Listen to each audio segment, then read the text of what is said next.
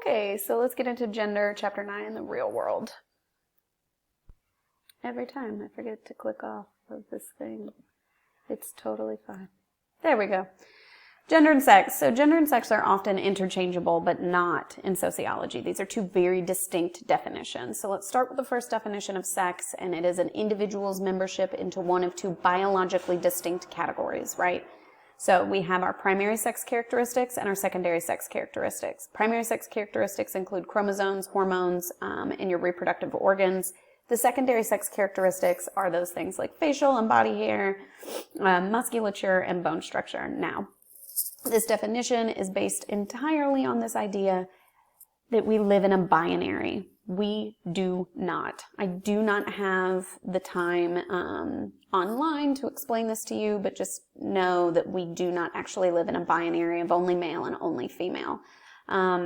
The world is much bigger than that, and so is science, right? So, but the things to know here for the purposes of this class is that the primary sex characteristics are sort of those things that you're born with, and the secondary sex characteristics are the things that come after puberty, right?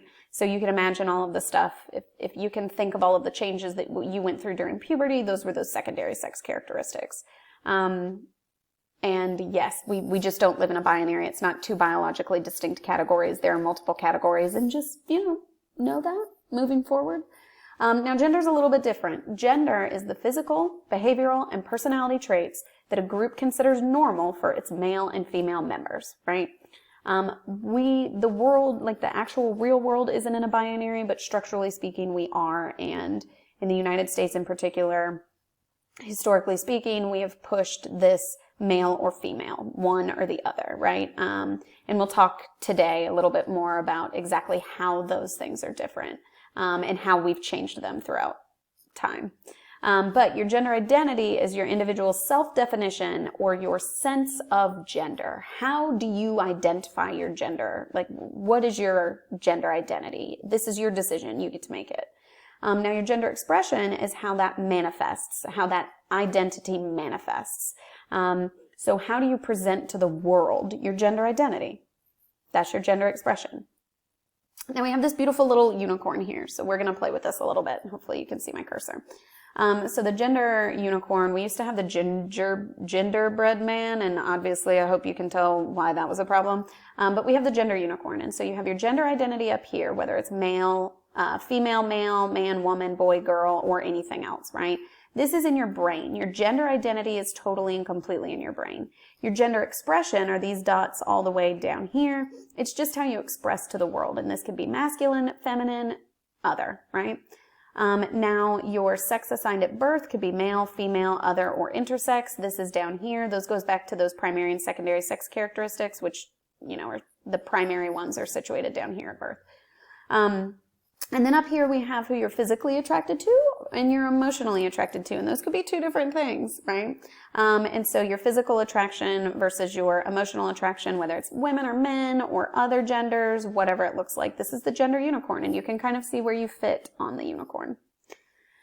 Now, when it comes to gender identity, if we're living in this crazy binary place, it's masculine male-bodied or feminine female-bodied, or masculine female-bodied, feminine male-bodied. It could also be neither, which is how we end up with gender queer, gender variant, gender fluid, agender, non-binary, or MB, and gender non-conforming. The words and the language that we use is always fluid, meaning it's just constantly changing and adapting, and we just go with it, right?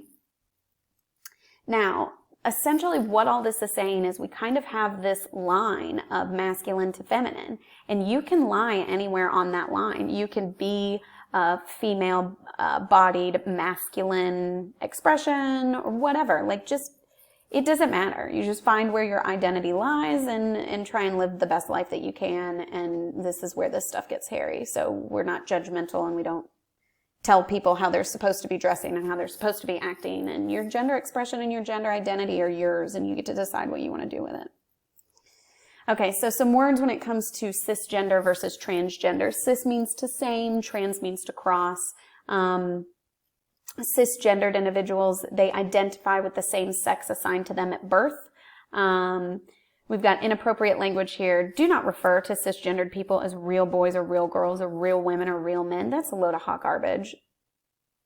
Gender is socially constructed. Okay, so yeah.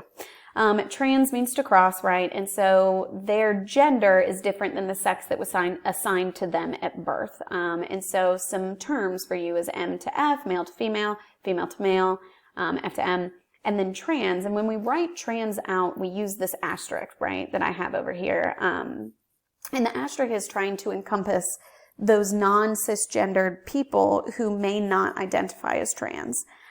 We do not assume, we ask. Right? So this is why at the beginning of the semester, when I passed out the roll, I asked you what your pronouns were, because I don't want to mess them up and I can't assume what your pronouns are. That's why my pronouns are in every single one of my email signatures. People shouldn't assume just because my name is Katie McIntyre that my first name sounds feminine, but are those my pronouns? And so I am a cisgendered woman and it's super easy for me to put my pronouns in. And so this is me using my privilege to benefit others. And you can do the same thing. And I suggest you start adding your pronouns to your email signatures. To just make this more accepting and inclusive of people who are really fighting for their identity. And I won't have to do that. So this is also where I tell you throughout the semester, because you all have a paper due for me on gender. We use person-first language in this class. So you do not refer to people as transgenders. That's like referring to people as the blacks. Don't do it. Instead, trans people are people who are trans, right? So we're maintaining the humanness of them when we do this. When we say things like the females or the trans, you're removing their humanness from them. So don't do that. Don't do that in your papers. Thank you very much. Don't do that in life. Okay. So let's talk about sexual orientation. We have heterosexual here, right? This is the norm, heteronormativity. We'll talk about that in a different lecture, right? So this is the norm that you're probably used to because this is how our society has been structured. But we also have this wonderful acronym over here, LGBTIQA2S+. The L is lesbian, G gay, bi, trans, intersex, queer questioning, asexual, not ally. Ally does not belong in the acronym. And then 2S+. I say this as an ally. We do not need to be in the acronym. 2S+, the 2S in there stands for two-spirited. So here in the United States, prior to all the white people moving over, Native Americans, almost all of them had more than two genders. Some had 3, others had 5. It was a large range. But what it was considered was two-spirited, right? And so in the United States, the acronym that we use is this one to sort of attempt to right the wrongs of our past, and acknowledge that Native Americans have been doing this for years and they were, we should give them that justification back into the acronym. And then the plus is really just there for anybody else and acknowledging that this language is fluid and is going to continue to change. So this is the Kinsey scale. It's in your textbook. You can read more about it. Exclusively heterosexual all the way to exclusively homosexual. Most of us really lie between the 1 and the 5. Not that many people are on the 0 or the 6. Pansexual is a sexual orientation that is multiple genders, multiples, everything. But what I do want to point out is, technically speaking, bisexual in its original state was 2 or more. And so bisexual and pansexual are kind of saying the same thing, and there is very much of an argument on that within and outside of the community. And so really what we just need to be doing is being open-minded with how people identify and asking them instead of trying to force some sort of structure based on their sexual orientation. And last but not least, sexual orientation is not based on gender. These are 2 separate things. So your gender does not determine your sexual orientation. You determine your sexual orientation. Try not to get it twisted. Okay? Now, we got some theories of gender. This first one, functionalism. Remember, things serve a function, but when we end up in this section, specifically for gender, this is when I give the biggest eye rolls. Because of this wonderful sentence, social roles are better suited to one gender than the other. according to Talcott Parsons, you have an instrumental role and an expressive role. And according to him, men fill the instrumental role and women fill the expressive role. The instrumental role provides material support and is the authority figure. And the expressive role is the emotional nurturer one, right? I know a lot of us grew up with moms that worked. I'm sure a lot of you grew up with moms who were the authority figure and dads who were the nurturers. So the whole theory is just kind of like, it's just not. Talcott Parsons, you are wrong. Okay, moving on. Conflict theory. Men have historically had access to most of society's material resources and privileges. It is in their interest to try and maintain their dominant position. Of course it is. They have the power, so why would they want to give it up? Right? And that's sort of the idea of conflict theory, because remember, conflict theory is all about the haves and the have-nots. In this situation, the haves, the people that have access to all the material resources, are the men, and the have-nots have been the women. Okay? Conflict theory, coming off of that, we end up, remember, with feminist theory and queer theory. And just the overview of this is that feminist theory applies assumptions about gender inequalities to social institutions and illuminates how gender inequality affects all areas of social life. So just in gender inequality kind of touches everything. And then this goes back to that idea of intersectionality. So if gender inequality touches everything, then how do we intersect gender and social class? And then, God forbid, we add race into it, right? Which we'll do in the next section.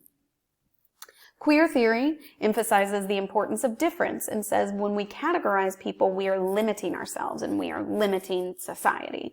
And, you know, the book kind of goes into more of those things, that you can see some of the examples for both feminist theory and queer theory. Now, theories of gender, symbolic interactionism. We've got two things here when it comes to symbolic interactionism. It emphasizes how the concept of gender is socially constructed, maintained, and reproduced in our everyday lives. So gender in and of itself, I've said it before, is a social construction.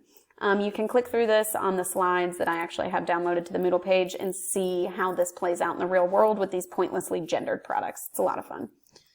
Gender role socialization. Now this comes from symbolic interactionism, this idea of we are socialized in our gender roles, right? It's a lifelong process of learning to be either masculine or feminine through those agents of socialization, family, peers, school, and media. And so you can sit there and kind of think and go through all your ideas as to what is, how did your family socialize your gender? If you had a sibling of the opposite gender as you, do you see that you all were raised slightly differently?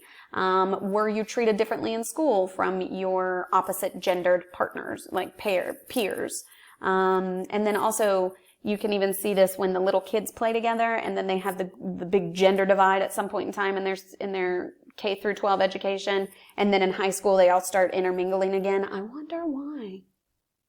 Is it sex? I think it's sex. It's fine. And then, of course, the media tries to socialize us into things. If you're interested in this, you can look into Gina Davis's, if you can see it, if she can see it, she can be it. It's a really interesting thing on the internet. So look into that. The women's movement, the women's movement and the men's movement are the last little things we're going to talk about. So feminism is this belief in the social, political, and economic equality of the sexes. And then the social movements that are organized around that belief. So the first wave was suffrage for women, literally just voting rights. The second wave was equal access to employment and education, but only for the white women. And then the third wave feminism is really pushing this diversity of experience and identities. It's opening the door for the lived experience of any and all women, including trans women, including Black women. Like everyone is included, and the diversity is what matters here. And then these two terms down here, TERF and SWERF. The third wave tries to fight against these things. TERF is trans exclusionary radical feminism, and SWERF is sex worker exclusionary radical feminism. And if your feminism is excluding those things, it's not really feminism. Last but not least, the men's movement. Men's liberation originated in the 1970s to really discuss these challenges of masculinity and how it keeps men down.